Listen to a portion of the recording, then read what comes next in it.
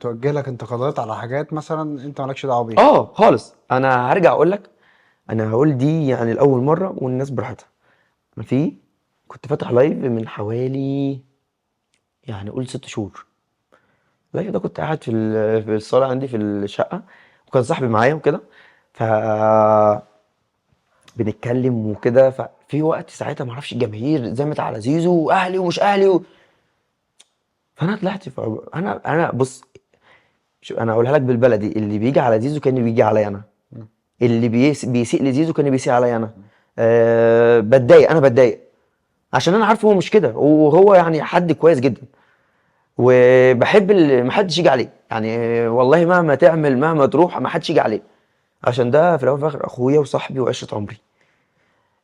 تيجي ساعتها عملت لايف في وقتها قسما بالله ما كانش فيه اهل بجد. ده يعني من الوقت كذا شهر. من شهر واحد، وناس حابه تتكلم وتشوشر على الفرقه والكلام ده كله.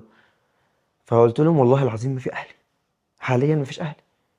فالناس بقى خدت الفيديو وابتدت تنزله دلوقتي او تنزله بعدين او وبتقول لي انت منافق، تحلف وانت كده. بتاع.